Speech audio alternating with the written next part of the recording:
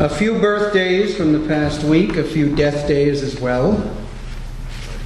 Going back to the 4th, which was Sunday, William Habington, born in the UK in 1605. Wilfred Owen's death, a week before Armistice in 1918. Edmund Blunden, born in 1896. Felix Mendelssohn's death of an apoplexy, 1847. And American poet C.K. Williams, his birthday in 1936. On the 5th, we have playwright and actor Sam Shepard, his birthday in 1943, and the great Edwardian poet James Elroy Flecker, born in England in 1884. On the 6th, Thomas Kidd, UK playwright, 1558. Louis Racine, born in France in 1692. Peter Tchaikovsky's death, we'll leave that as it stands, 1893. The jury is out whether or not he committed suicide. Ruth Pitter's birth in England in 1897. On the 7th, Joni Mitchell, the Joni Mitchell, 1943, up in Canada. On the 8th of November, Genevieve Taggart's death in 1948. Bram Stoker's birth in 1847 in Ireland. Today we have the birthday of the British poet Mark Akenside, born in 1721. Anne Sexton, born in the United States in 1928. Ivan Turgenev, born in Russia in 1818. I wrote 1918. Apollinaires' death from wounds received during the Great War in 1918. Dylan Thomas's death at age 39 in 1953. Just a few.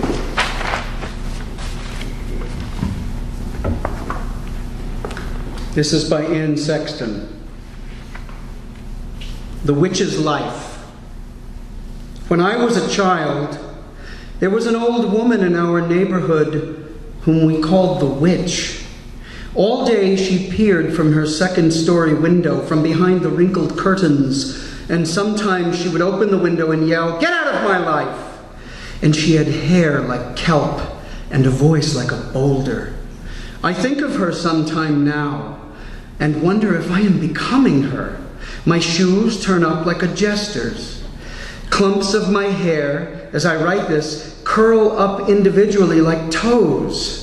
I am shoveling the children out, scoop after scoop. Only my books anoint me, and a few friends, those who reach into my veins.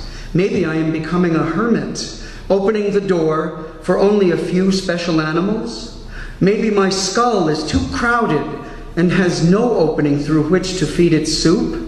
Maybe I have plugged up my sockets to keep the gods in.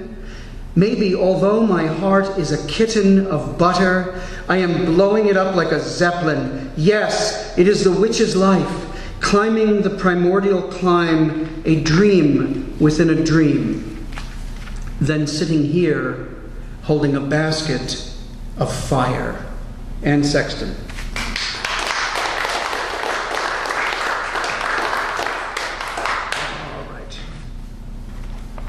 Here's one by Dylan Thomas. Some of you know this one. If I were tickled by the rub of love.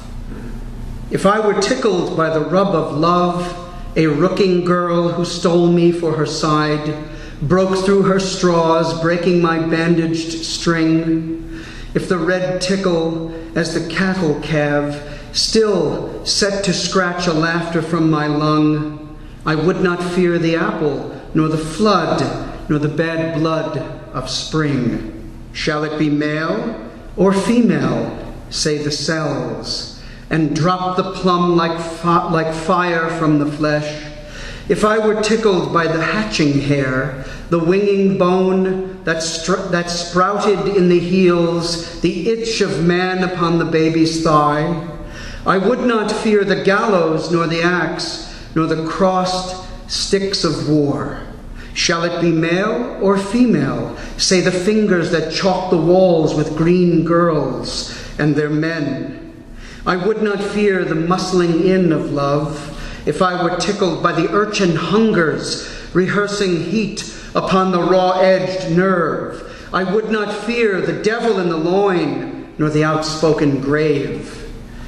If I were tickled by the lover's rub that wipes away not crow's foot, nor the lock of sick old manhood on the fallen jaws, time and the crabs and the sweethearting crib would leave me cold as butter for the flies. The sea of scums could drown me as it broke dead on the sweetheart's toes. This world is half the devil's and half my own, daft with the drug that's smoking in a girl and curling round the bud that forks her eye. An old man's shank, one marrowed with my bone, and all the herrings smelling in the sea. I sit and watch the worm beneath my nail, wearing the quick away. And that's the rub. The only rub that tickles, the knobbly ape that swings along his sex from damp love darkness and the nurse's twist can never raise the midnight of a chuckle, nor when he finds a beauty in his breast, in the breast of lover, mother, lovers, or his 6 feet in the rubbing dust. And what's the rub? Death's feather on the nerve, your mouth, my love, the thistle in the kiss, my Jack of Christ born thorny on the tree? The words of death are drier than his stiff. My wordy wounds are printed with your hair.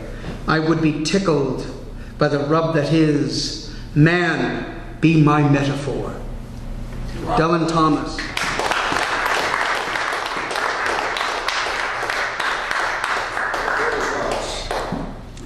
He appreciates it. Just a few of mine. The Clare in this is the great provincial Romantic era poet John Clare. And Jean Duval was the Black Venus, one of Baudelaire's mistresses. And after 2 decades, a bonfire. Friendships wrecked and sunken, frightened old ghosts, barrows of memory carried out to frost-rimed fields, remnants of a sunset city scaffold, staged wood, staged love, former comrades, self-righteous rage calling Hades as their red mass of mendacity begins a new dark age. I have ways to thin their harvests, fill the old well with books and skulls, summon snow and a vulture cornucopia to ensure that all remnants, transient memory sleep as winter compost. I shall only confess, as an act of faith to the elements, as a scholar of true muses, watering and weeding Pangloss garden, wandering dirt roads with old Clare before his final asylum, leave the play early and keep Jean Duval's roses for myself.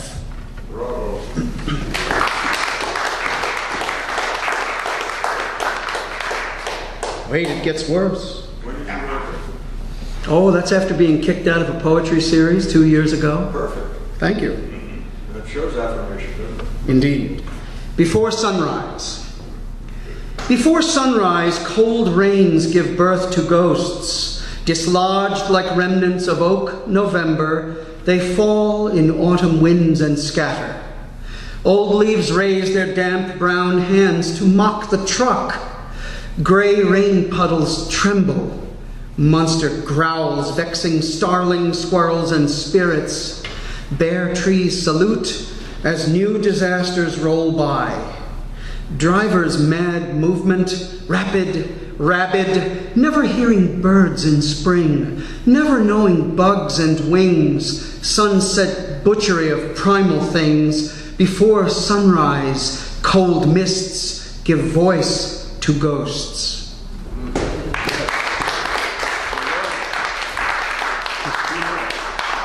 All right, just 2 more. This is because on Samhain or Halloween, John Keats was born, and this is about him, imagining him in a cafe in Orange County, New York. And the cafe was called the Barn Cider. It no longer exists in Sugarloaf, New York. Rebirth at the Barn Cider. John Keats in disguise sits at a wooden table upstairs at a cafe. November. Sugarloaf in her finest holiday illusion. To his right are the plates, cups, utensils, unused for decades. To his left are the fates. They are scullions made up as ladies, lurid attempts at dwelling in furnished souls. The young poet hears hoarse ghosts in damp hay. He cannot figure why the tavern maid avoids him, why no one leaves their coats on while eating. None of them feel fog, nor smell gray mud and steaming horse dung. If Fanny would only appear at the door or emerge from boisterous lunching maids. Sugarloaf Mountain's burnished leaf scrolls fly from pleading maple arms. Their poems are never dead, even as snow silences commerce of the condemned. He does not leave his soup-glazed table, confused by noises he has never heard before.